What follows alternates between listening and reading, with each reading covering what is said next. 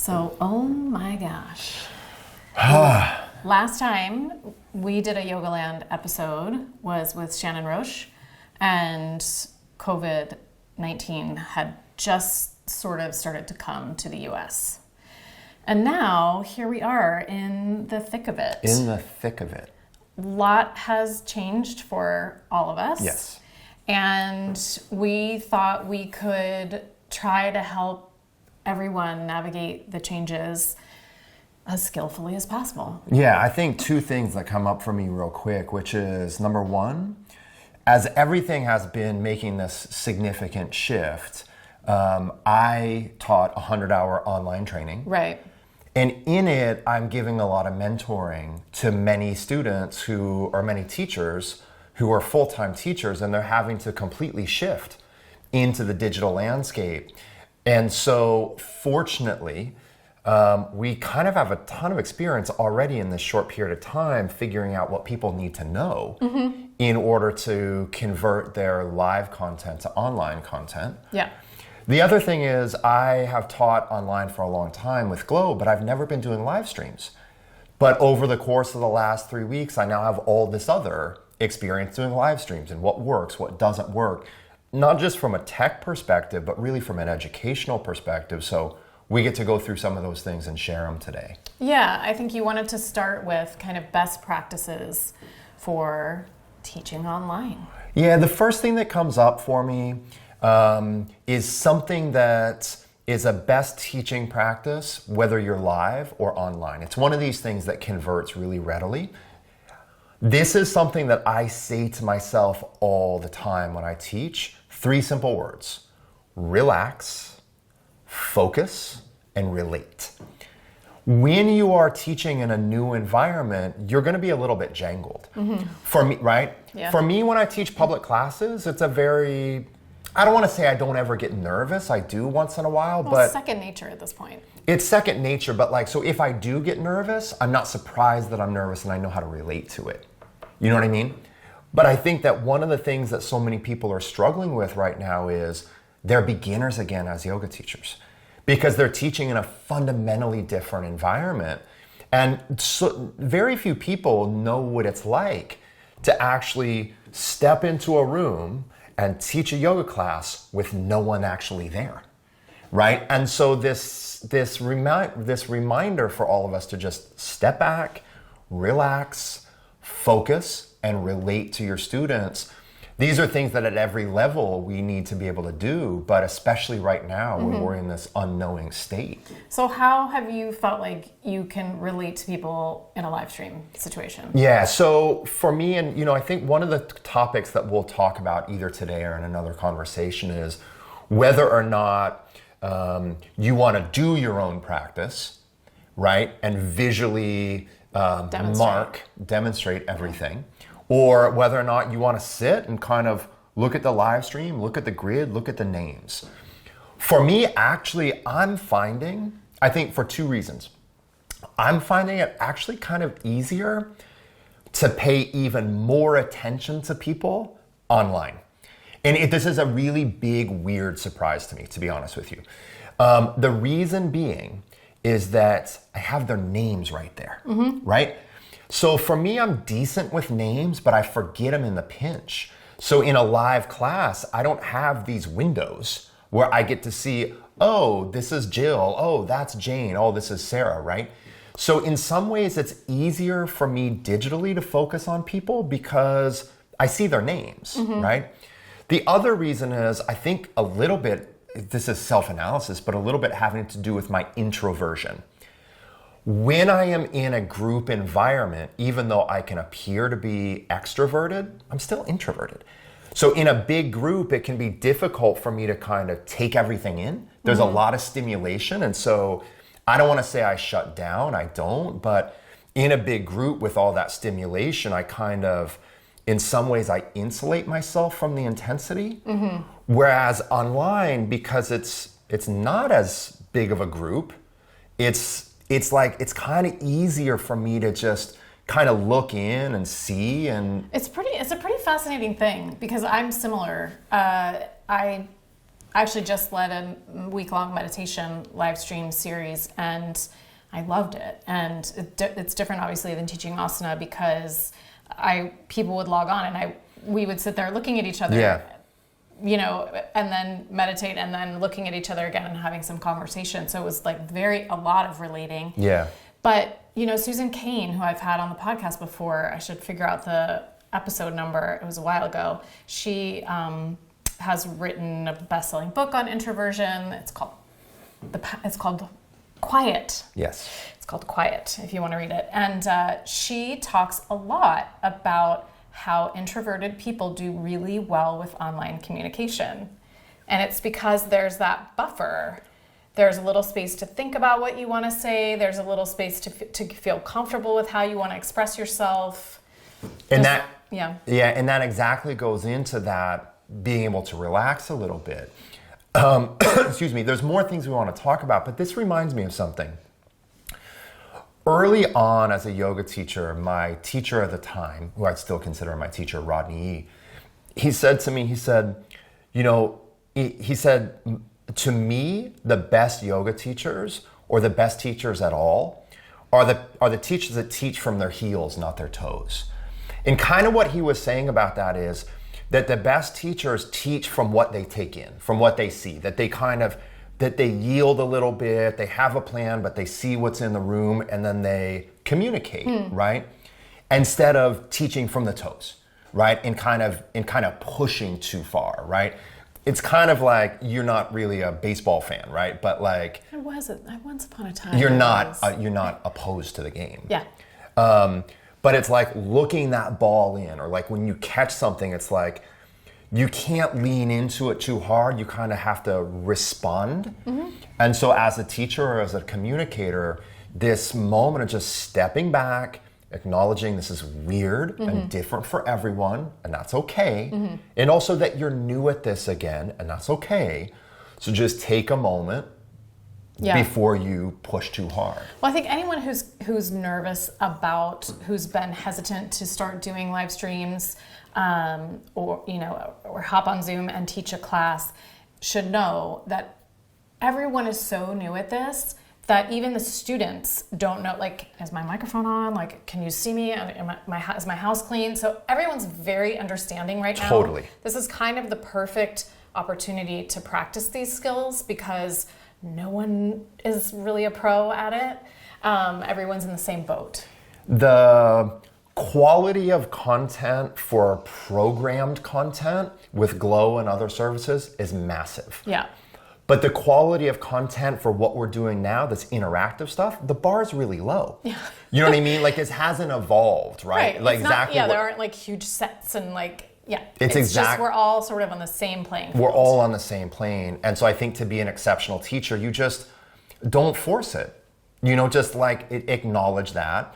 And one of the things we're talking about too is, I think another thing about, especially in not pre-filmed online content, but in interactive online content, one of the things to be an exceptional teacher you have to execute is blend this kind of combination of being professional, but also being personal. You know, one of the things that was so cool to me, I remember coming home and talking to you about the first time that I did some of these live classes, was I got to see people's dogs. I got to see people's kitchens. I got to see people's backyards. I don't know who the student was, but there was a student of mine the other day practicing with me from a fishing boat off the coast of California in Bolinas. Wow. Right? And he showed me the sunset. Oh my gosh. So it was this really beautiful thing, right? Where like, I'm not gonna mention everyone's name, but like Erin Jorich, her name is coming up. Like, she's in Minnesota. We're getting to do this live. So I get these, as teachers, we get these glimpses into people's literal lives. Yeah. Because when we're teaching at Love Story Yoga or Try Yoga or any local studio, everyone's in a neutral space. And so in some ways it's depersonalized. And I don't mean that negatively, but like, you know, it's kind of like, it would be like a family going on vacation. So everyone meeting at a hotel instead of going to your house or my house. Yeah. That's like everyone going to a yoga studio. Yeah, it's kind of true. It's kind of true. And one of the nice things about that, I think one of the things we miss is that it is this space that's carved out. Yeah. It's this objective calm, space. clean. And it's carved out for everyone equally. Yeah. But we don't have that right now. So we have this much more intimate glimpse. And for me, with my personality, I think this is always the case as a teacher. I think that students resonate with teachers that are not overly indulgent in their personal narrative, and yet also show a bit of who they actually are in real life. Sure. And I think that this is just an interesting time where, we're filming this from our living room. We get to watch, like I'm saying, I get to see these kitchens and these fishing boats. So it's just a thing to remember for the yoga teachers to not be overly indulgent, but show who you are. To connect as much as you can. Yeah, show who you are. I think this environment lends itself and kind of gives a freedom to being even more casual, or kind of even more, still professional, but even more transparent with one's life. Right. Yeah. And it reminds me too of the I almost said Jack Kerouac, but the Jack Kornfield book, Full Catastrophe Living. Oh, that's not John Kabat-Zinn. John Kabat-Zinn. Full Catastrophe Living, right? I think that book resonates so well for people because it's a practical, he talks about living in the full catastrophe of life. We're there, right? We're there. Yeah.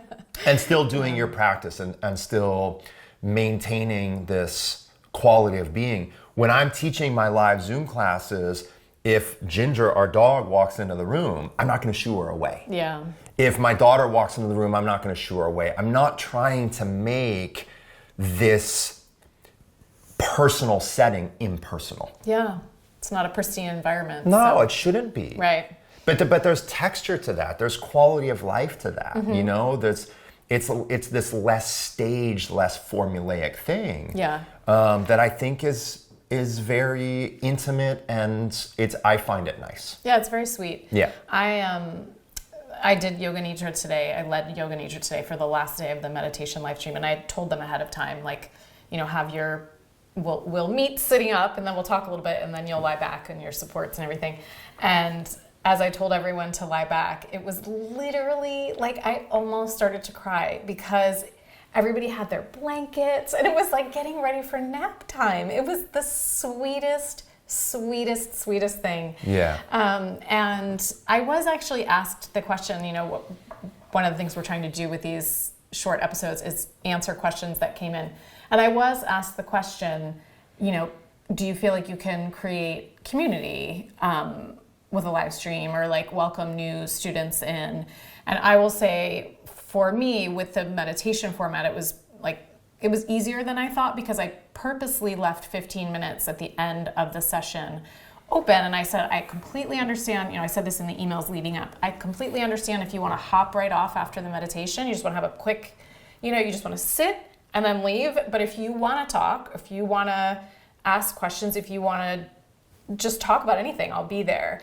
And I was really surprised that people did want to talk. We really need each other right now. I think one of the things that we have to remember with community is so oftentimes community it organically develops around a shared experience. Right. Right? That might be a community of people that have a certain interest, a community of people that live in a certain place, a community of people whose kids go to the same school or play the same sports. Well, we have a global community right now of people trying to figure out what the bleep is going on and how to manage it. So I actually think that there's this kind of inherent community. There's more physical distance, but I think the feeling of connection and intimacy is strong. Yeah. Yeah. And then what about thinking about, so we talked about relating, we've talked about acknowledging the circumstances, just being open about it. What about thinking about the students' needs right now? Big time, okay? I always find it to be super presumptuous to, as a yoga teacher, be like, well, I know that so-and-so needs blah, blah, blah, blah, blah. This is like a super yoga teacher thing. Like, Okay. I know Jill wants to work out, but Jill needs to relax, okay? Okay. This is like a super common thing. So there's a certain amount of presumptuousness, but I think we can also extrapolate a little bit right now, okay? Which is, it's highly likely that more people are sitting for even longer periods of time. Yeah. It's highly likely that more people are in the same physical space than they ever are. Mm-hmm. And also, it's probably more likely that we're spending even more time. I know that we are spending even more time than usual enjoying chocolates and enjoying sugar, and you know what I mean? Yeah. So I think that one of the things to consider is the physical requirements that balance an even more sedentary life. Yes, balance the cabin fever. Right? So we have to balance the cabin fever through movement and through a certain amount of novelty, right? So I've been trying to play around in my practice, probably even more so than usual, which is getting a little bit out of the box. Playing around a little bit, like trying to do like slightly different flows or different combinations, kind of like, because I'm this very structured, methodical, linear teacher, and that's a very good thing. But I can also get a little bit into a less free-form creative environment, right? So I'm trying to kind of like change things up in my sequencing even more than I usually would, because I feel like one of the things we're suffering right now is this feeling of like everything being the same. Yeah. Okay? Yeah. So I'm trying to diversify what I do even more. Interesting. And then also, if we just think about really the simplicity of countering the forward and down, right? So the hip flexion and the spinal flexion and the head forward of our sedentary lives, right? Which means even more anterior opening and posterior strengthening. So the things I'm kind of defaulting to is opening quads, opening hip flexors, opening torso, opening front of shoulders, strengthening back body. Okay. Like those, we're gonna do a whole thing. Yeah, we're gonna talk about that one next. We're gonna do time. a whole thing on sequencing, like how to play with sequencing and how to change things up a little bit right now. Yeah. In an upcoming episode. So we'll. Next episode. Well, there we go. All right. Yep. Well, thanks, Jason. Yep. Thank you for having me. Thank you for listening. Thanks, guys.